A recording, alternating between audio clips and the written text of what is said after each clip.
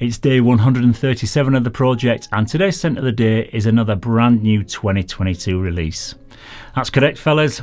Two big releases in the same week, and so far 2022 has started off with a bang, and I'm sure there's still going to be loads more new releases coming out over the next couple of weeks, with it being Valentine's Day just around the corner. This one is from Paco Rabanne, and it's the latest flanker from the 1 million lineup. This one is 1 million elixir, and to find out what my initial thoughts of this one are, stay tuned to Mags Frags.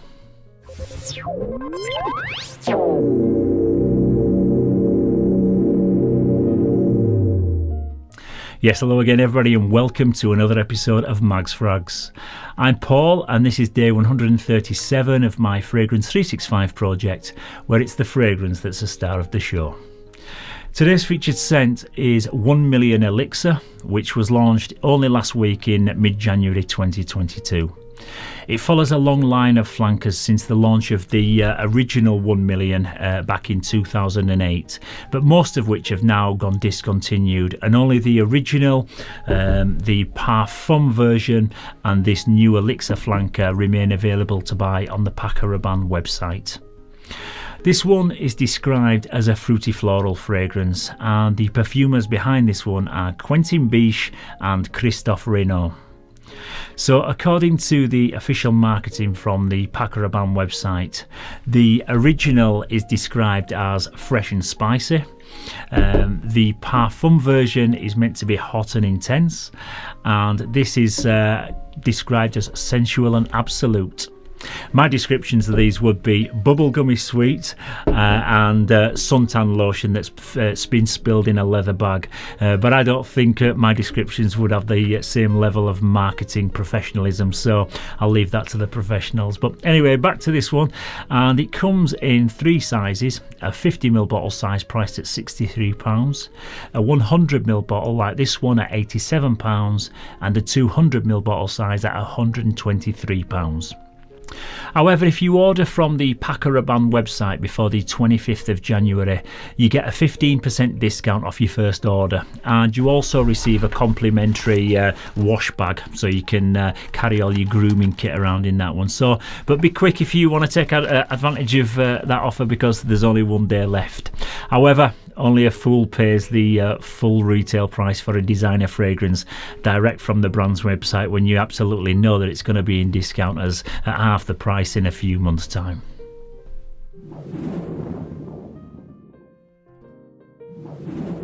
Yes, into the presentation, and the box comes in the familiar 1 million metallic gold colourway. We've got some black detailing. At the front we've got the name of the fragrance, which is embossed, and it also features this textured stripe effect that runs through the centre. The 1 million logo is set within a black triangle on this particular flanker, so make sure to have a second look if you're ordering one of these online, because I'd imagine it'd be easier than you think to pull the trigger on the wrong flanker, because they do look pretty similar if you're not totally familiar with the 1 million lineup.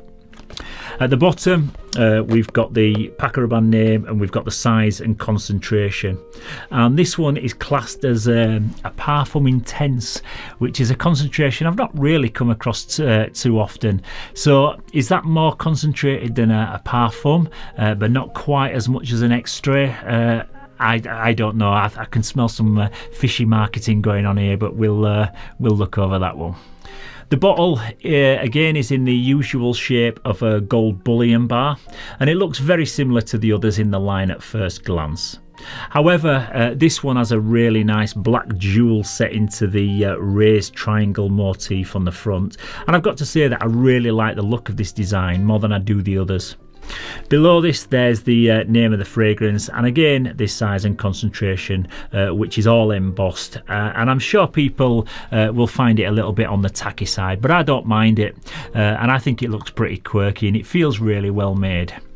The spray trigger, like all the others, is on the top of the fragrance there, and at the front is where the juice sprays out, and it just sprays out a really nice blast of juice.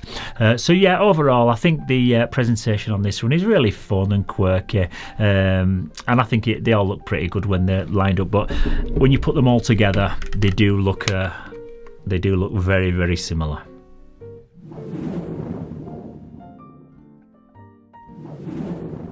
The top notes in this one are apple and Davana. In the heart there's Turkish rose, Osmanthus and Tonka bean, and in the base there's patchouli, cedar and black vanilla.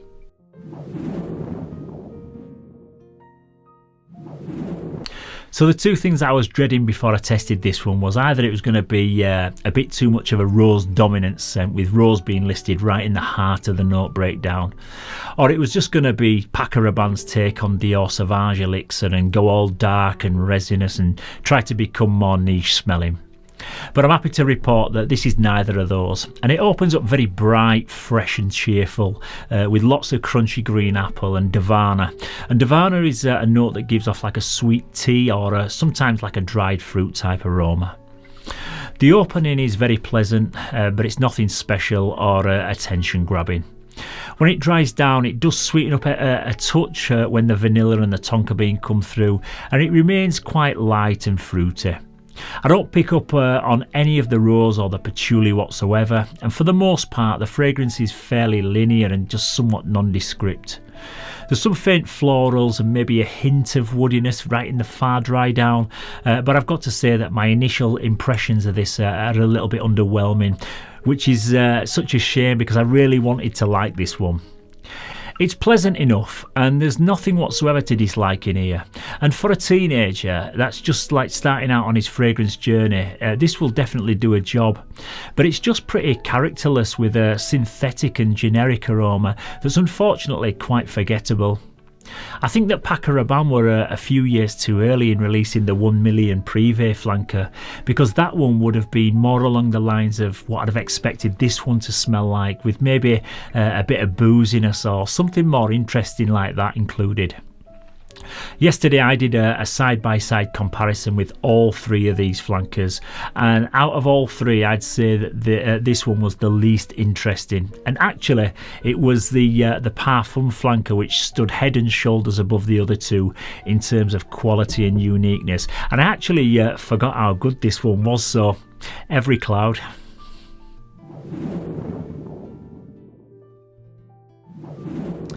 This is a very versatile fragrance that you could wear as a casual daily driver, as a work scent, or just to wear whenever you want to smell nice without grabbing too much attention. It would also be a nice pleasant date night fragrance because there's no chance that this is going to offend anybody. It'd be more suited, I'd say, to teenagers and younger guys, and once this hits the discounters it'd be an ideal fragrance for students to wear around college or university.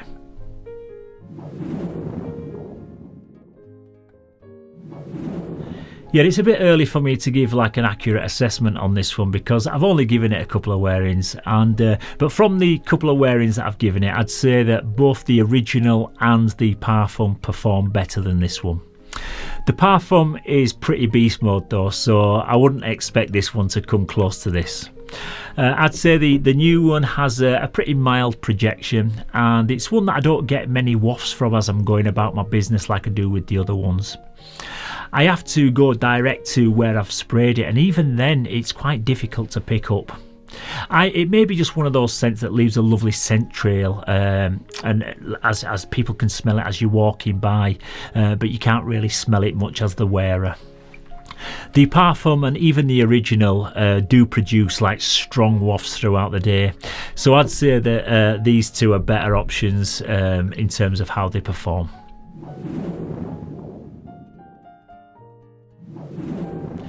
Yet it really makes me sad when I really want to love a fragrance and speak glowingly about it, but this one unfortunately just leaves me a little bit flat.